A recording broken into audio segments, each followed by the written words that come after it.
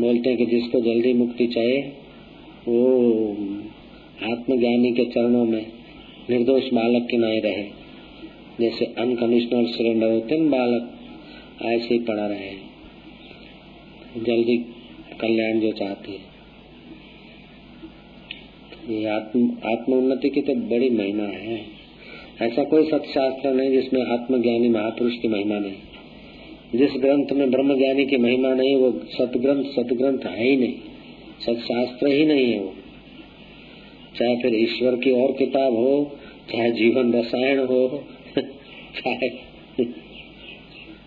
गुरु ग्रंथ साहब हो, चाहे भगवत गीता हो, चाहे योग वशिष्ठ हो, चाहे महाभारत हो, चाहे श्रीमद् भागवत हो, चाहे उपनिषद हो, चाहे महाराज गरुड़ पुराण हो, विष्णु पुराण हो, देवी पुराण हो, महापुराण हो, उप पुराण हो, कोई भी सतग्रंथ हो, सत्य स्वरूप ईश्वर तत्व को पाए हुए ब्रह्मवेताओं की सीधी अनसीधी प्रशंसा अगर उस ग्रंथ में नहीं है, ब्रह्म परमात्मा की और ब्रह्मवेताओं की, तो सतग्रंथ ही नहीं है। बोल, वो सत्य शास्त्र ही नहीं। तो ऐसा ब्रह्मज्ञानी बनने को वशिष्ठ जी कह रहे हैं, ऐसा ब्रह्मज्ञानी जिसकी सब ग्रंथों में महिमा है, ऐसे तुम बनो है। इसीलिए सत्संग चल रहा है। ऑफिसर बन गया तो क्या बड़ी बात कर लिया, सिपाही बन गया तो क्या बड़ी बात कर लिया, पेट पालू बन गया तो क्या बड़ी बात, ब्रह्मवेता बन जा। बड़ा उद्योगपति बन गया तो क्या बड़ी बात है, छोड़ के मरना है। करो उद्योग, लेकिन फिर वो उद्योग भी करो कि मरने के बाद भी न मिटे, ऐसा धन डालो। ठीक है, ठीक है, बात समझ में आ गई तो करो संध्या। ही उनमें सुगंध है। प्राण इंद्रिय में स्थित होकर आप ही उसे सूंघता है। आप ही त्वचा इंद्रिय बनता है। आप ही पवन हुआ है। आप ही ग्रहण कर रहा है। आप ही जल रूप है। आप ही वायु होकर सुखाता है। आप ही श्रवण इंद्रिय और आप ही शब्द होकर ग्रहण करता है। इसी प्रकार जिह्वा, त्वचा, नासिका, कर्ण और नेत्र होकर आप ही स्पर्श, रूप, रस, गंध और शब्द को ग्रहण कर रहा है।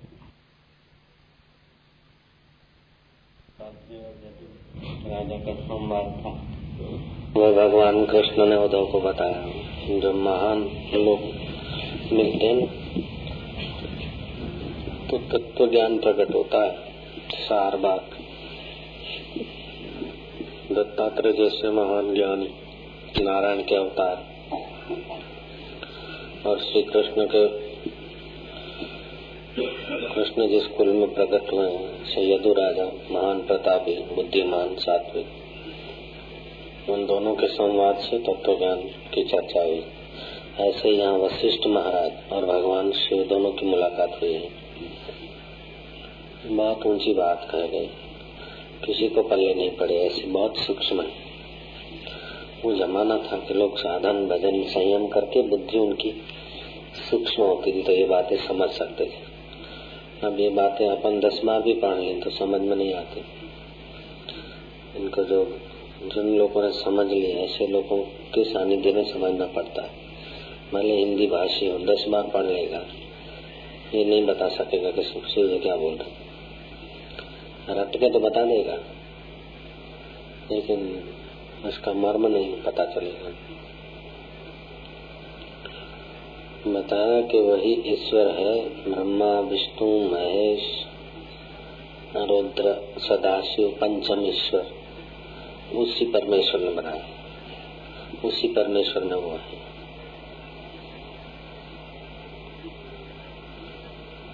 और सुमेरु पर्वत भी तिनखे के नहीं भासता है, वो ऐसा परमेश्वर है।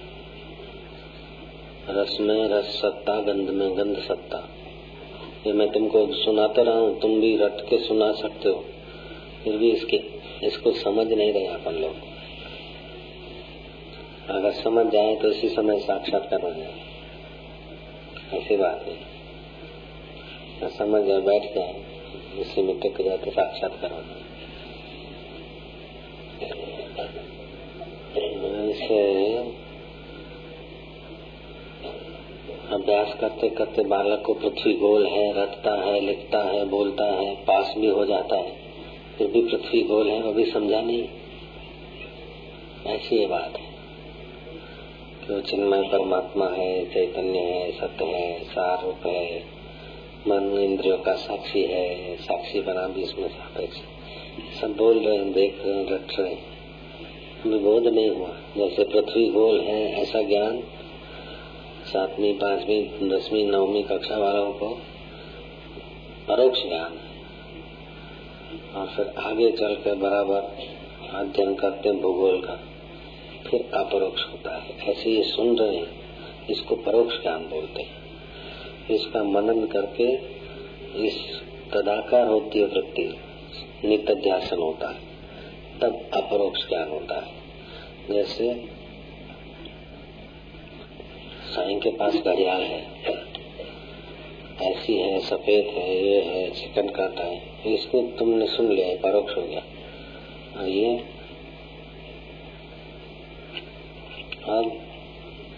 अब इसका अपरोक्ष हुआ, अपरोक्ष नहीं रही, परोक्ष नहीं रही, परे नहीं रही, अपरे हो गई, अपरोक्ष हो गई। तो ऐसे परमात्मा, जैसे घड़ियाल दिखती, ऐसे परमात्मा नहीं दिखता। परमात्मा साक्षात अपरोक्ष है। ये अपरोक्ष वस्तु दृश्यमान है, परमात्मा दृश्यमान नहीं है, साक्षात अपरोक्ष है। जैसे घड़ियाल को देखने के लिए प्रकाश और आँख चाहिए, और प्रकाश को देखने के लिए खाली आँख ही चाहिए, आँख को देखने के लिए मन चाहिए। अब न घड़ियाल की जरूरत है, न प्रकाश की जरूरत है, लेकिन इसके घड़ियाल को देखने के लिए बहुत चीज चाहिए, प्रकाश, आँख, मन। लेकिन आँख को देखने के लिए ये दो हट गए, और मन को देखने के लिए क्या चाहिए?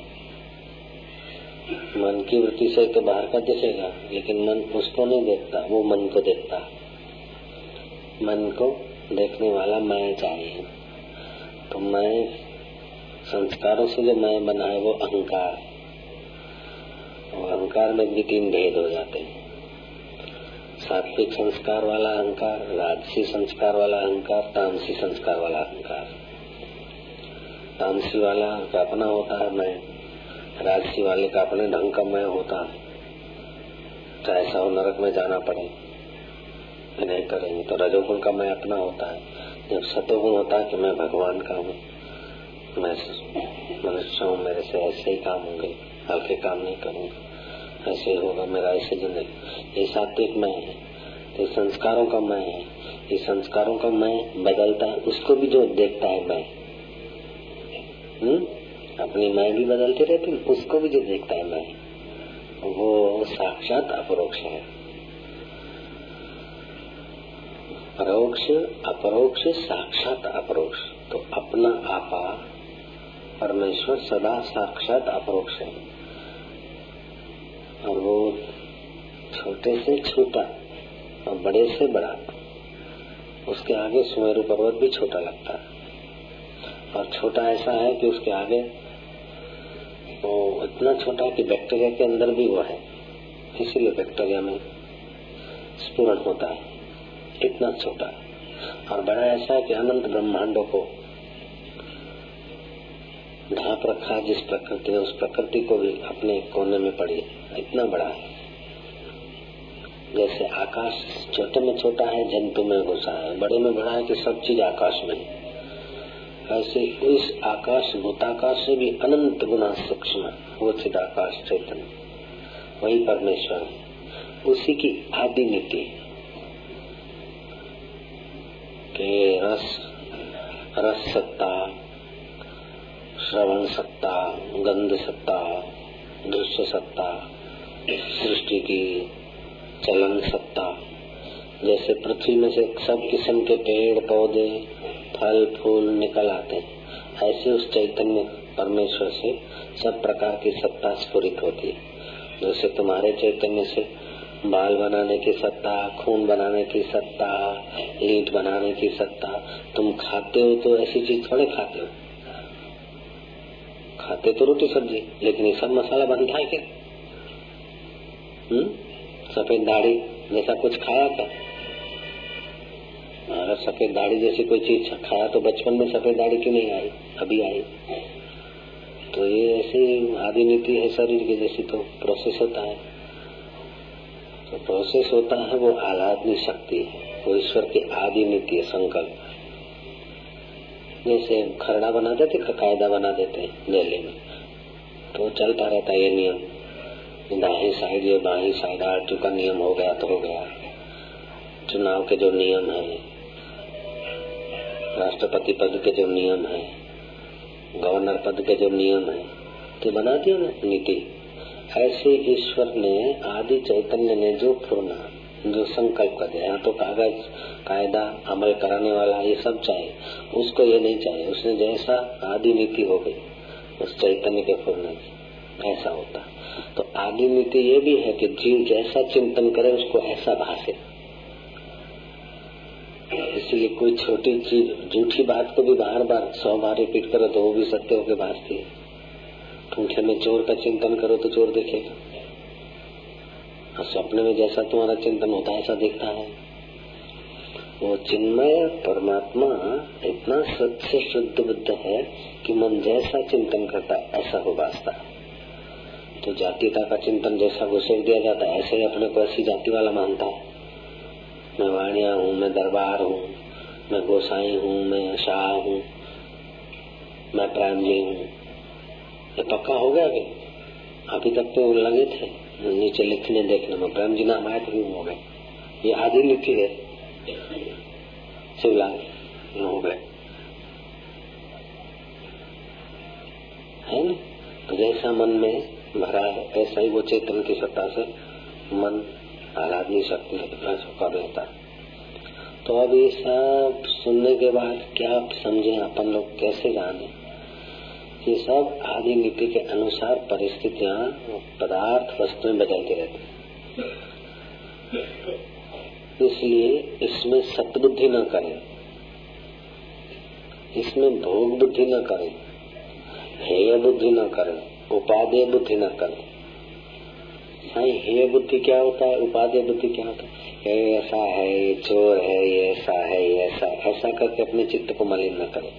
और ये तो बढ़िया है, वो ऐसा है, ठीक है, थोड़ी देर के लिए कह दो, अंदर में समझो कि सब चला चलेगा मेला।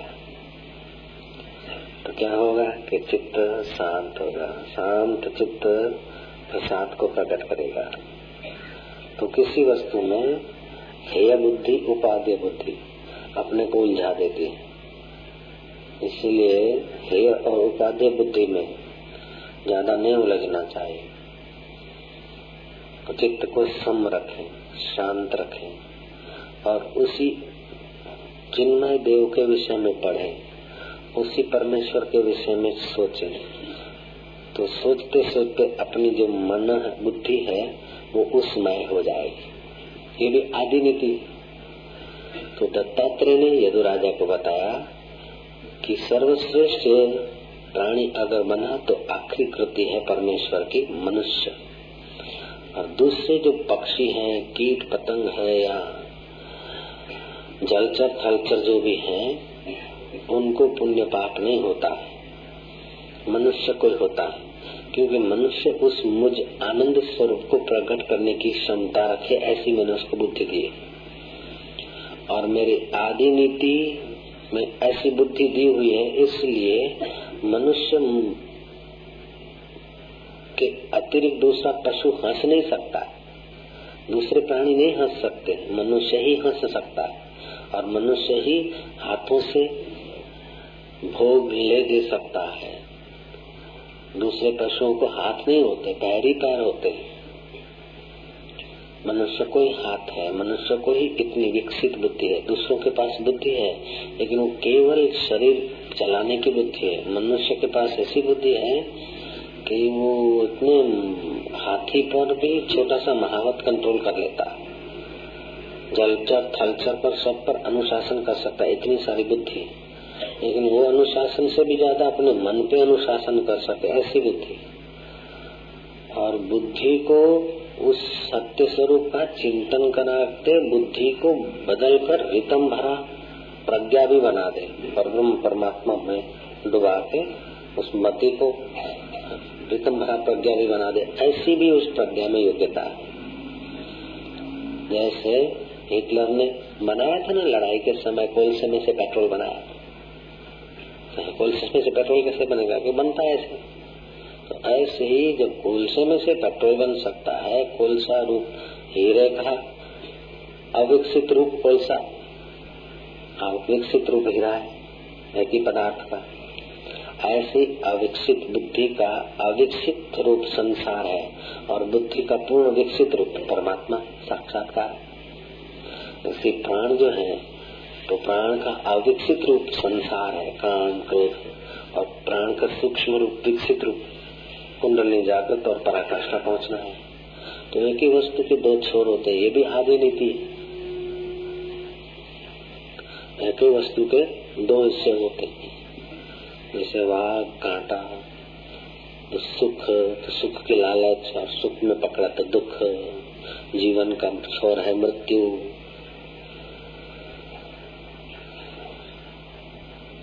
तो सृष्टि का छोर है प्रलय। तो ऐसे एक छोर है जीवात्मा, अतः दूसरा छोर है परमात्मा। जुड़े है ना, बाघ कांटा, जीवन मृत्यु, सुख दुख जुड़े है ना। ऐसे ही ये जुड़े तो हाथों से मैं दिखाता हूँ, ऐसे एक जीव है एक ईश्वर और जुड़े हैं, ऐसा नहीं है। जैसे तरंग पानी से जुड़ा है और पानी तरंग से जुड़ा है, ऐसे जीव ईश्वर से जुड़ा है, ईश्वर जीव से जुड़ा है। तो श्री कृष्ण ने उद्धव को बताया कि जब ब्रह्मा जी ने मेरा चिंतन किया सनकादि ऋषियों के प्रश्न के उत्तर के लिए, तो हंसावतार में भगवान बोले, ब्रह्मा जी ने प्रश्न करा कि हंस रूप में आप कौन हैं? तो हंसावतार बोले कि आप क्या पूछते हैं? अगर शरीर की दृष्टि से देखा जाए तो जैसे तुम हो ऐसे हम, और तत्व दृष्टि से पूछते हो तभी भी जो तुम हो वो हम है। ब्रह्मा जी समझ गए कि तो साक्षात नारायण, साक्षात वो आदि पुरुष इस रूप में सनकादि ऋषियों की शंका का समाधान करने को प्रकट हुए।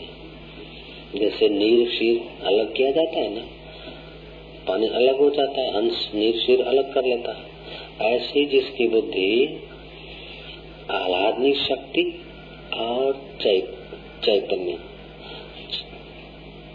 चित्तवन और चेतन को जो समझ लेता है, उसका चित्तवन होते समय भी चेतन ही चेतन है। फुरना और अफुरना, तो ये फुरना जगत है और अफुर ब्रह्म है। हम खड़े तभी हम हैं, और बैठे तभी हम हैं, हवा चलती तभी हवा है, खड़े तभी हवा है, ये तरंग दौड़ता है तभी भी पानी, तरंग शांत है तभी भी पानी। ऐसी सृष्टि है तभी भी ब्रह्म है, और सृष्टि नहीं तभी भी ब्रह्म है। सुख है तभी भी ब्रह्म है, दुख है तभी भी ब्रह्म है। तो सुख दुख चित्त के फुरने वृत्तियां, तो उन वृत्तियों में सतबुद्धि करते हैं, इसलिए उलझ जाते हैं। अब परमेश्वर में चलो खाओ शिखंड, शिखंड खाया एनिमल फैट वाला, चलो इतना तक का पाप लिख दो, ऐसा नहीं होता। उससे अशुद्ध आहार से बुद्धि हल्की होने लगती है। इसलिए कहा कि आहार शुद्ध करना चाहिए, जैसे तैसे वस्तु मुंह में घुसेड़ दो नहीं। शुद्ध आहार से बुद्धि शुद्ध होगी, शुद्ध बुद्धि होगी तो सूक्ष्म होगी, सूक्ष्म होगी तो ब्रह्म में ठहरेगी, शांति शांति आनंद ये गुण आएंगे। और जैसा आया पशु की नहीं खाए तो बुद्धि पे पाड़ा छाप हो जाएगी, जाडी हो जाएगी। इसलिए कहा कि आहार अन्न ते वो उडकार। अरे चलो यार 25 से तुम टिक्कर बना लो, 26 से तुम साग बना लो, मैं शिखंड लाता हूँ अपने तरफ से भंडारा, चलो पीएस पटेल की तरफ से भंडारा। इस भंडारे में शिखंड आई और शिखंड में एनिमल फैट आई, जय जय, तो मत्ती फिर थोड़ी वैसा हो जाता है। तो कब खाना, क्या खाना, ये बार बार सुना है। तो इस प्रकार की सावधानी रखेगा तो आदमी जल्दी उन्नत हो जाएगा। एक तरफ तो कमाई करे, दूसरे तरफ खोटा खर्चा करे। एक तरफ दवाई खाता है, दूसरी तरफ बदपरहेजी करे, तो मरीज मरेगा। डॉक्टर क्या करे बेचारा, ये डॉक्टर भी कब तक बजाएगा। तो अगर हम बदपरहेजी नहीं करते, एक बदपरहेजी होती है जो शरीर को नुकसान करती है। अगर शरीर को अनुकूल नहीं वो खाया तो शरीर में बिगाड़ा होता है। और दूसरा, सात्विकता में, बुद्धि की शुद्धि में अगर अनुकूल नहीं है, शरीर को तो अनुकूल पड़ता है, प्याज खा लिया, लहसुन खा लिया, सर्दियों में अनुकूल पड़ता है, लेकिन तमोगुण का अंश ज्यादा है तो बुद्धि को अनुकूल नहीं पड़ता, तो त्याज्य हो जाता है। तो ये सब अक्ल मनुष्य शरीर में है, पशु को नहीं। कि हमारी बुद्धि किससे बढ़ती है, किससे घटती है, पशु के लिए नहीं उपदेश, मनुष्य के लिए। इसलिए मनुष्य ही मुक्ति का अधिकारी है, मनुष्य ही जीव में से ब्रह्म हो जाता है। कुत्ता घोड़ा गधा नहीं होगा मुक्त, उसको घूम घूम के फिर मनुष्य होना पड़ेगा और फिर ये सब सीखना। और बाद में उसकी बुद्धि जब शुद्ध ब्रह्म सात्विक होती है तब शुद्ध ब्रह्म का बोध हो जाता है, मुक्त हो जाता है। बुद्ध किसी जन्म में फेरिया थे, बर्तन बेचते थे, खिलौने तांबे के। किसी जन्म में भैंसा थे, बुद्ध बोल रहे थे। तो वहां भी थोड़ा सावधान होते होते तब जब राजा के घर सिद्धार्थ हुए और सिद्धार्थ में से सिद्ध पुरुष हो गए, भगवान बुद्ध हो गए, तो कहाँ तो भैंसा और कहाँ भगवान।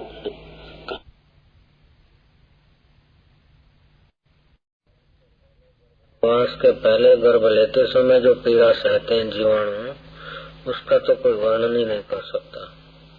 बाद में गर्भ में स्थित होता है जीव, 1 महीने का होता है तो छोटा सा परपोटे से, बड़ा होता होता होता फिर 5 महीने का होता, अंग आदि फूटना आ जाते उसको। माँ खट्टा खाती है तो पीड़ा होती है।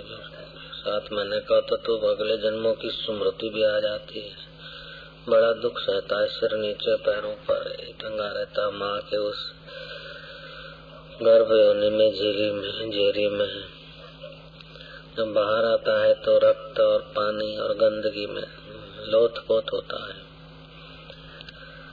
ऐसा दुखदायी जीवन पाकर भी जो आदमी उसमें आस्था करते, आसक्ति करते रहते हैं, तो उनको बार बार ऐसे ही शरीर मिलते रहते हैं।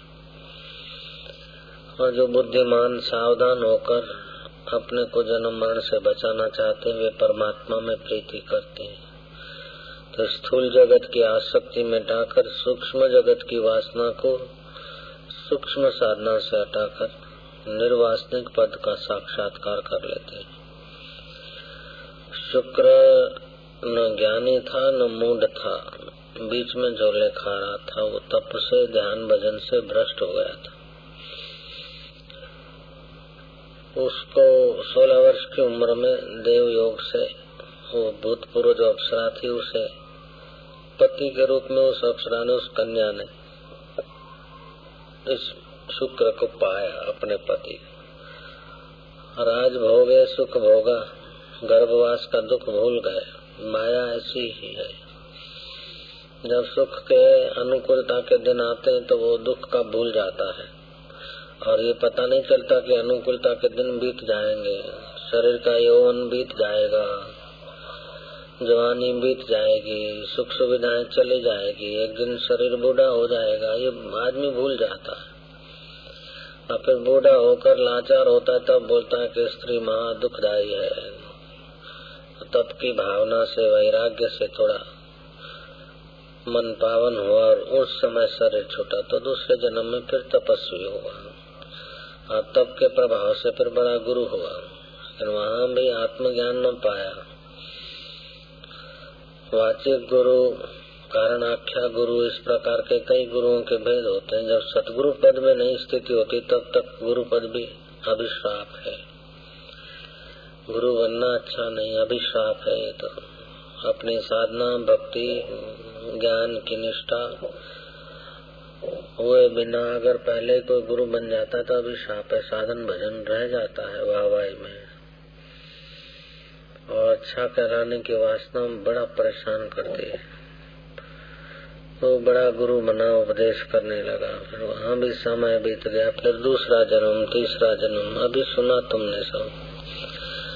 कभी हिरणी होता है तो कहीं भंवरा होता है तो कहीं कुछ होता है तो कहीं कुछ होता है, ऐसे ऊंच नीच योनियों में भटकता भटकता फिर तपस्या और साधना की भावना से शरीर छूटता है तो तपस्वी ब्राह्मण के घर जन्मता है। बाल्यकाल में उसको संस्कार अच्छे मिलते हैं। अनंत जन्मों के शुभाशुभ संस्कार हमारे चित्त में भरे हैं, और वर्तमान में भी अनेक संस्कार हमको मिलते रहते हैं। अच्छे भी मिलते रहते हैं और बुरे भी आते रहते हैं। अच्छे और बुरों का हम एक प्रकार की जैसे कैसेट है न, कई नाच गान है, वीडियो कैसेट में नाच गान खबरें है, मार काट क्या क्या भर जाता है प्लास्टिक की पट्टी में। उससे भी ज्यादा सूक्ष्म अति सूक्ष्म हमारे अंतःकरण के संस्कार की पट्टियां है, तो उसमें खूब भरा है।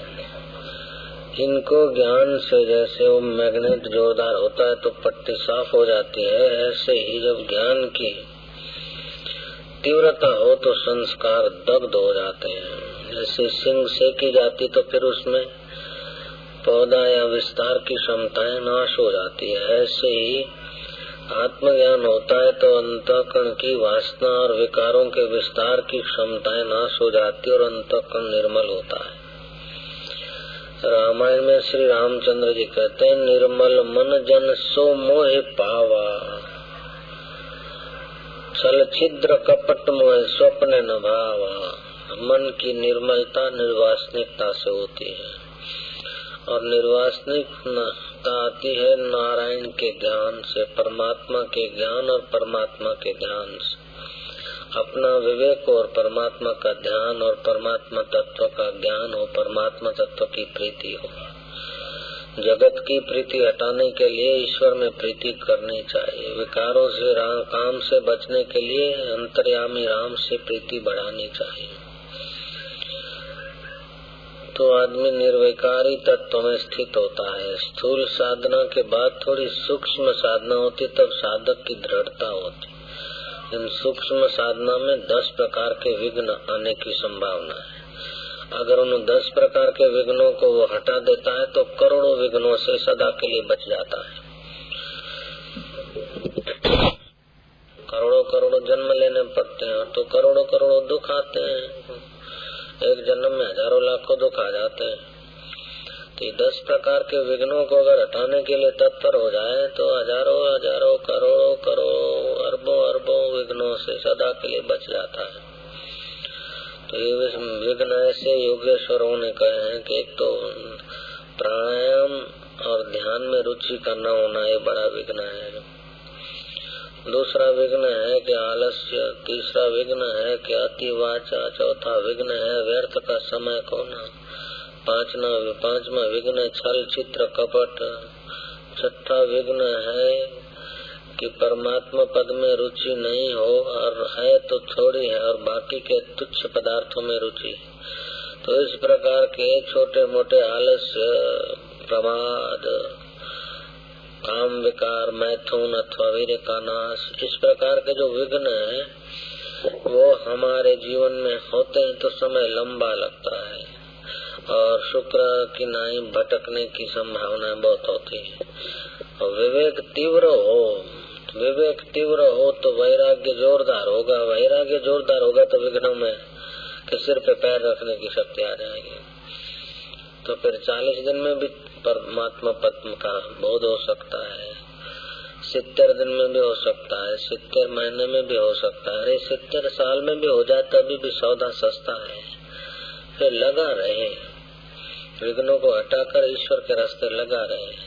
वे लोग धनभागी हैं कि जिनको साधना में रुचि है, और वे लोग उनसे भी ज्यादा धनभागी हैं कि जिनको साधना में रुचि होने पर कोई साधना करने की जगह मिली है या साधना का मार्ग बताने वाले मिले। और वे लोग उनसे भी ज्यादा धनभागी हैं कि जिनको साधना की जगह मिल गई, मार्ग बताने वाले मिल गए और साधना में विघ्नों के सिर पर पैर रखने की जिनकी तत्परता है वो ज्यादा भाग्यशाली है।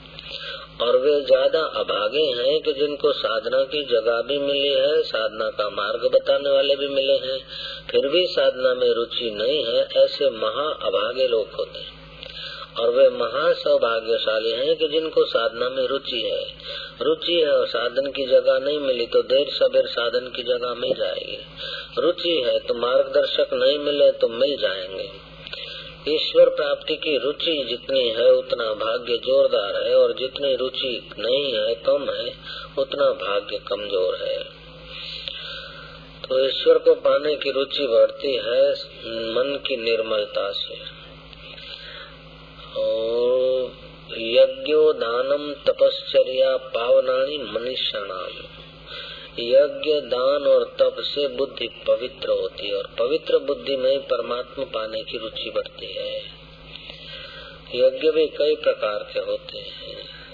अब धन है तो होम हवन आदि भी यज्ञ होता है, गरीब को अन्न देना भी यज्ञ होता है, दूसरों के हित का चिंतन करना, हित में काम करना, वो भी एक यज्ञ होता है। और जिसके पास ये साधन नहीं है, जिसके पास धन सामग्री है, वो तो दान पुण्य परोपकार के कार्य करके इस प्रकार के अर्थ यज्ञ करे। जिसके पास ये साधन नहीं है तो उसके लिए तो केवल वासना ही छोड़ना है। जिसके पास धन संपत्ति आदि शरीर का मजबूत साधन आदि नहीं है तो खाली संसार के भोग की वासना छोड़े, तभी भी उसका मन ईश्वर में जल्दी लग जाएगा। और भगवान कृष्ण ने तो सबके लिए एक राजमार्ग खोल दिया है। यज्ञानाम जप यज्ञो अस्मि, यज्ञों में भी जप यज्ञ मैं हूँ। तो भगवान नाम का, गुरु मंत्र के नाम का जो जप है वो सब यज्ञों में श्रेष्ठ यज्ञ है। तो शरीर सतत तुम आदमी जप नहीं कर सकता, तो जप नहीं करे तो फिर ध्यान नहीं तो सेवा नहीं तो सुमरण में से मन हटे तो फिर स्वाध्याय में से हटे तो सत्संग। इस प्रकार को अगर आदमी इस प्रकार सावधान हो जाए तो उसकी ईश्वर में रुचि और ईश्वर प्राप्ति की यात्रा होती रहती है। अगर सावधान नहीं रहा, फालतू बातों में लगा दिया अथवा व्यवहार में बेईमानी कर दिया या कूड़ कपट कर दिया, धोखाधड़ी कर दिया, तो उसका तप पुण्य कमजोर हो जाता है। पुण्य और तप कमजोर हो जाता है तो भगवान में रुचि नहीं, भोग में रुचि होने लगती है। भोग में रुचि हुई तो मानो उसका दुर्भाग्य चालू हो गया। कोप करे करतार तब दे साधक को धन धाम और जगत का भोग व्यवहार। ईश्वर जब कोप करता है, अपने से दूर रखना चाहे, तो फिर उसको भोग वासना की रुचि, संसार के अपने स्वार्थमय काम में प्रीति, ये पैदा हो जाता है। तो ईश्वर की कृपा तब होए जाने जीव तब जागा, हरि पद रुचि विषय विलास विरागा। हम कब जगे? ईश्वर की, गुरु की, भगवान की कृपा कब हुई माने? जब विषय विलास से वैराग और परमात्मा में प्रीति हो। जाने जीव तब जागा, हरि पद रुचि विषय विलास विरागा। शिव जी पार्वती को कहते हैं कि उमा तिनके बड़े अभाग, वे लोग बड़े अभागे हैं। उमा तिनके बड़े अभाग, जे नर हरि तजी विषय बजाई। जो हरि रस छोड़कर, परमात्मा पद का सुख छोड़कर विषय विकारों का चिंतन करते हैं या विषय विकारों में अपने को खपाते हैं, वे बड़े अभागे हैं। एक जन्म तो क्या हजार हजार जन्म ले ले, फिर भी संसार के भोग वासनाओं का अंत नहीं आता, जन्मों का अंत हो जाता है। जब तक अनंत में प्रीति नहीं होती तब तक बार बार अंत वाले पदार्थों में जन्मों का अंत होता रहता है। हे अनंत ब्रह्मांड नायक, हे चैतन्य अनंत विचारों के साक्षी, हे मेरे अंतर्यामी, अनंत सुख दुख के आधार, हे मेरे साक्षी स्वरूप, अनंत भाव अभाव के अधिष्ठान, हे मेरे चैतन्य देव। वो घड़ी आ जाए कि मैं तुझ में टिक जाऊं, जहाँ से सारे जगत का शुभाशुभ का, लाभालाभ का दर्शन होता है। लाभालाभ बदल जाते, शुभाशुभ बदल जाते, फिर भी जो नहीं बदलता उस अबदल आत्मदेव में तुझ में टिक जाऊं। ऐसी परमात्मा को, अपने आत्मदेव को श्रद्धा भक्ति से प्रार्थना करे, आदमी की रुचि बढ़े। जो भगवान के रास्ते आगे बढ़े हुए हैं, जिनकी ईश्वर प्राप्ति में रुचि है, ऐसे पुरुषों का संग स्नेह से करे, नम्रता से करे, तत्परता से करे, सच्चाई से करे तो रुचि बढ़ेगी।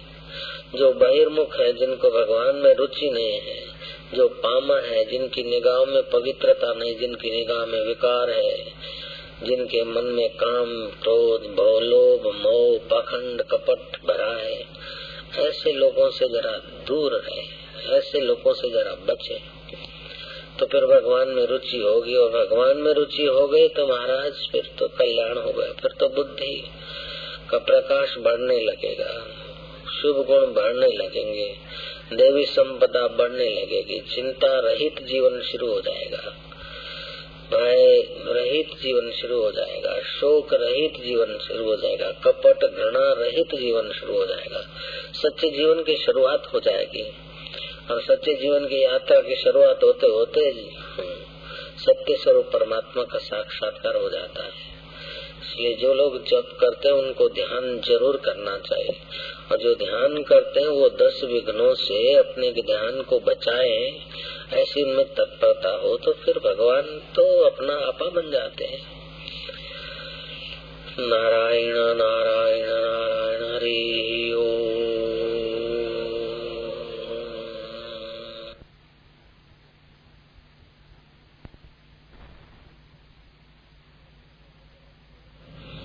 स्वप्न जैसे जगत को सच्चा समझना, वे आदमी निद्रा में है।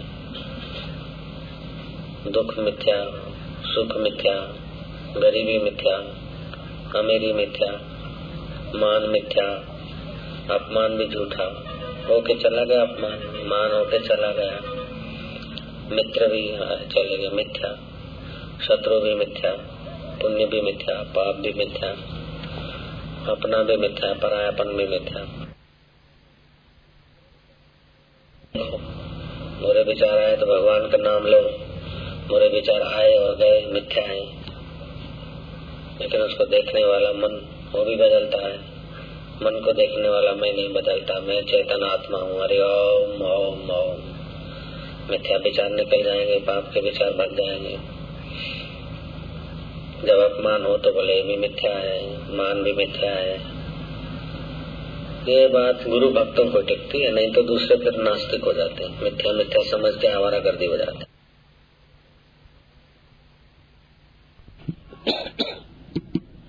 संसार के बंधन उसको नहीं लगते, दुख सुख के प्रभाव में वो उसका हृदय इतना कुचला नहीं जाता, और यमपुरी में उसको पीड़ा नहीं होती।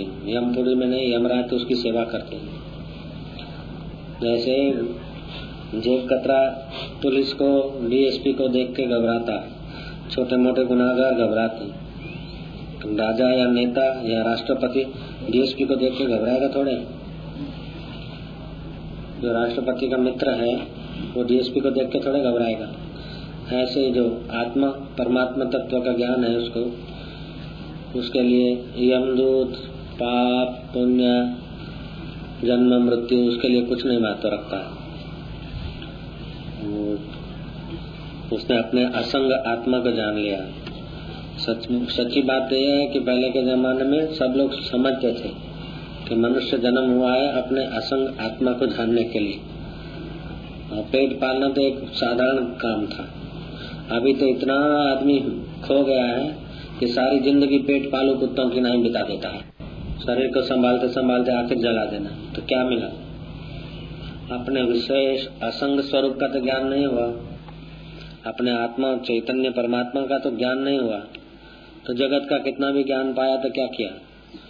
पेट पालू ही बने, और क्या हुआ? चाहे छोटे ऑफिसर हुए कि बड़े ऑफिसर हुए, चपरासी हुए कि डायरेक्टर हुए, लेकिन अंत में तो सारी बुद्धि को खत्म कर दिया पेट पालने में। बुद्धि है अपने असंग स्वरूप को पहचानने के लिए। अपने असंग स्वरूप का अनुसंधान करेगा तो पहचानेगा। तो ये सारा ध्यान, भजन, सेवा, पूजा सब का सब इस शरीर के बाद भी कुछ है, ये बात समझाने के लिए, हृदय को शुद्ध करने के लिए, असंग स्वरूप को पहचानने की जिज्ञासा पैदा करने के लिए इसीलिए होता है।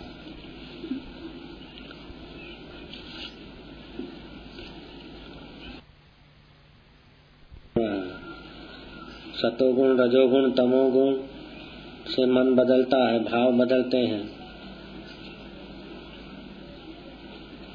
जगत के व्यवहार बदलते हैं, लेकिन तुम्हारा असली स्वरूप आत्मा जो है नहीं बदलता। उस आत्मा को जो जान लेता है, 3 मिनट के लिए भी शुद्ध रूप में जान लेगा तो उसको दूसरी बार गर्भवास का दुख नहीं सहता है। केवल 3 मिनट उस परमात्मा में टिक जाए। वृत्ति सूक्ष्म करनी पड़ती है, थोड़ा साधन करके अपने असंग स्वरूप का भान होता है। चालू व्यवहार में भी असंग स्वरूप का चिंतन करने से असंग स्वरूप का जल्दी भान हो जाएगा। संग दोष वर्जिता, ये शरीर के मन के संग के दोष से बचे। अनुसंधान करेगा तो बच जाएगा फटाफट। कठिन नहीं है, लेकिन ईश्वर प्राप्ति की तत्परता नहीं है और कोई ऐसे अनुभवी महापुरुषों के पास जाने के लिए समय नहीं है। थोड़ा बहुत समय तो वो बताते हैं, ऐसा करने के लिए तत्परता नहीं है। इसमें 10 प्रकार के प्रॉब्लम आते हैं। एक तो तत्परता नहीं, बड़े में बड़ा प्रॉब्लम है। दूसरा कि आलस्य, फिर करेंगे, तत्परता है लेकिन फिर करेंगे।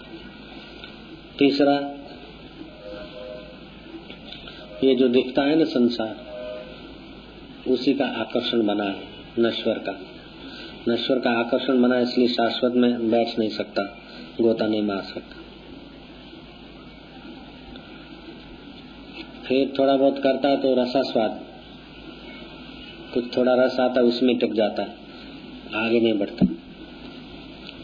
या तो फिर मनोराज, बैठे बैठे एक पट्टी चली, दूसरी तीसरी विचारों की, उसी में रुक जाते। तो विचारों की पट्टी को हटाने के लिए बार बार गुरु मंत्र का उच्चारण जोर से, अथवा हरि ओम का गुंजन।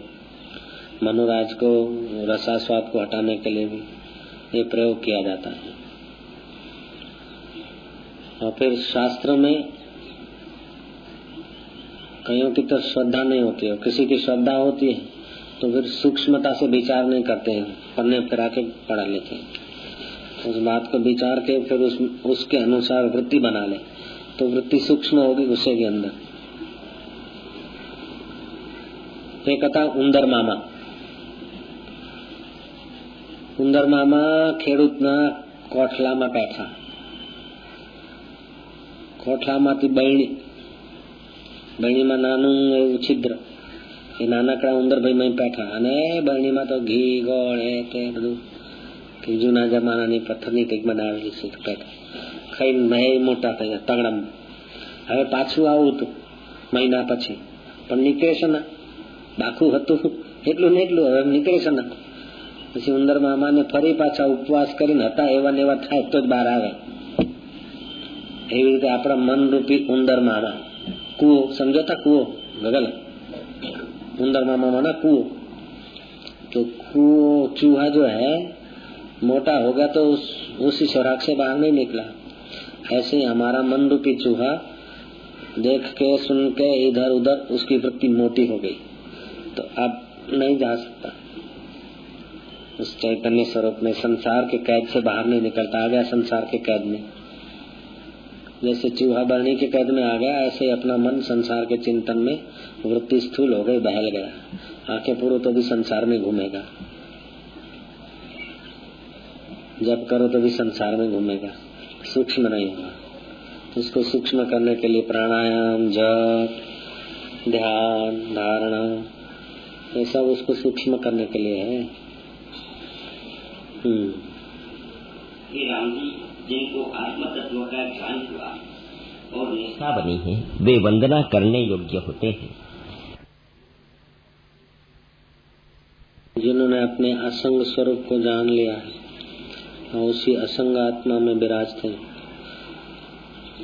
स्त्री के शुद्ध प्रेम के वश स्त्री से बंधे हैं लगन संबंध में, लेकिन स्त्री के शरीर में विकार बुद्धि नहीं। ऐसे निर्विकार भगवान शिव उसी तत्व में, उसी असंग आत्मा में समाधिस्थ हैं, इसलिए वंदना करने योग्य हैं। ऐसे ही भगवान नारायण लक्ष्मी से बंधे हुए दिखते हैं, लेकिन संसारी दृष्टि से नहीं है। लक्ष्मी जी की तपस्या पूजा से सदा अपने असंग स्वरूप में रमण करते और बाहर से संग उनको दिखता है। ऐसे कबीर लोई से बंधे हैं, लेकिन वो देखने भर को बंधे हैं, सदा भीतर से असंग है। तो जो भीतर से अपने असंग स्वरूप में टिका है वे सब वंदना करने योग्य हैं। वशिष्ठ जी बोलते हैं आप भी असंग स्वरूप में टिक जाओ तो आप भी वंदना करने योग्य बन जाओगे। दुनिया में कई लोग मान योग्य होते हैं, कई आदरणीय होते हैं, कई वंदनीय होते हैं, कई श्रद्धेय होते हैं। ज्ञानी परम पूजनीय होता है। जो असंग तत्व में टिके हैं जैसे शिव जी हैं परम पूजनीय हैं। आजकल तो शब्द किसी के लिए भी कोई लगा देता, रसोई को भी महाराज बोल देते, सेठ को भी परम पूजनीय कर देंगे, वो अलग बात है, लेकिन वो परम पूजनीय है भगवान शिव, असंग स्वरूप में टिके हैं।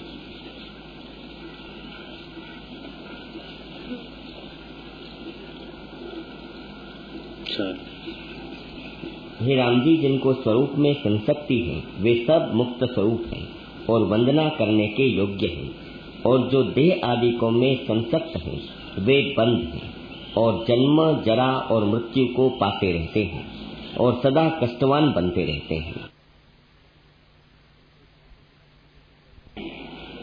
म्युनिसिपालिटी के बत्ती के नीचे चौमासे में कितने पतंगे पैदा होते हैं, छटपटा के मर जाते हैं। ऐसे जो पेट के लिए पैदा होते हैं, पेट पालू पर होते होते मर जाते हैं। वशिष्ठ बोलते हैं उनकी गिनती नहीं है। कोई कोई विरले होते हैं जो अपने असंग स्वरूप आत्मा को जानते हैं। भगवान शिव होकर, भगवान विष्णु होकर, भगवान शंकराचार्य होकर, भगवान भास्कर होकर, कई ऐसे संत भगवान होकर, देव भगवान होकर, वरुण भगवान होकर स्थित होते हैं। कई विरले बाकी तो गुल्लर में मच्छर जैसे पैदा होते हैं, ऐसे ही संसार में ब्रह्मांड में जीव पैदा हो के मर जाते हैं।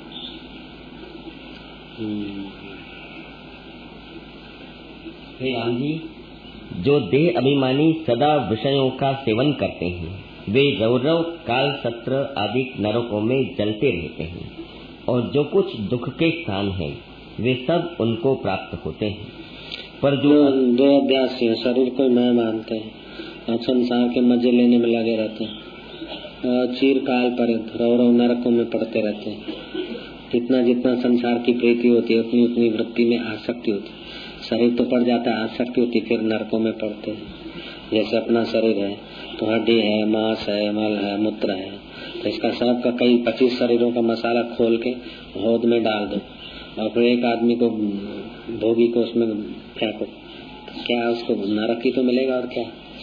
ऐसे जो भोगी हैं उन रौरव नरकों में जलते रहते हैं। जो बुद्धिमान है संसार का थोड़ा उपयोग कर लिया, बाकी का समय बचाकर अपने असंग आत्मा की तरफ आते हैं, वे मुक्त स्वरूप हो जाते हैं। ऐसा कहते हैं वशिष्ठ जी।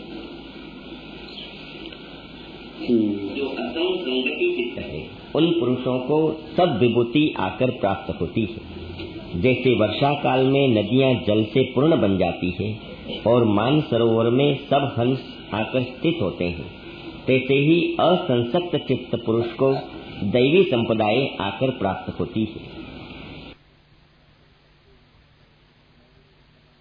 असंशक्ति से दैवी संपदा प्राप्त हो जाएगी।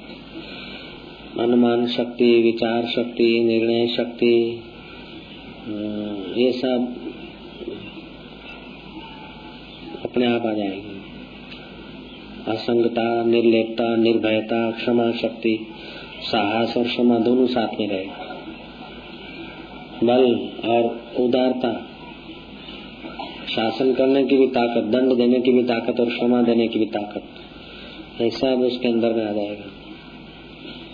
जो असंसक्त होता है और जो आसक्त होता है वो उसमें ये शक्ति नहीं होती, वो एक तरफी होगा। वो क्रोध में आएगा तो क्रोध में रहेगा, क्रोध में कर डालेगा कुछ, मोह में आएगा तो मोह में कर देगा कुछ, ज्ञानी मोह का, क्रोध का, लोभ का, अहंकार सबका सदुपयोग कर सकता है। ज्ञानी राज भी कर सकता है, बच्चों को जन्म भी दे सकता है, फिर भी फंसता नहीं। और कई वांढे हैं जिनको बच्चे भी नहीं, राज्य भी नहीं, कुछ भी नहीं, एकदम लट्ठे जैसे हैं अकेले, फिर भी अंदर में आसक्ति के कारण बंधे होते हैं। जिनको अंदर की आसक्ति नहीं है वो बहुत व्यवहार में भी है तो भी अनासक्त भाव से आत्मा में ठहर सकते हैं। ऐसा होता है असंसक्त पुरुष के लिए।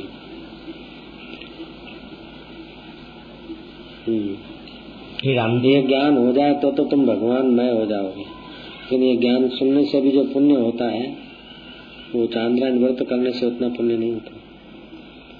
नंगे पैर यहाँ से हरिद्वार चले जाओ, यात्रा करो, पुण्य तो होगा, लेकिन ये तत्व ज्ञान के पुण्य के आगे वो पुण्य छोटा हो जाएगा।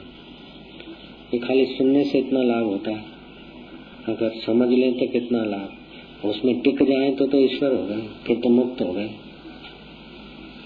ये आध्यात्मिकता की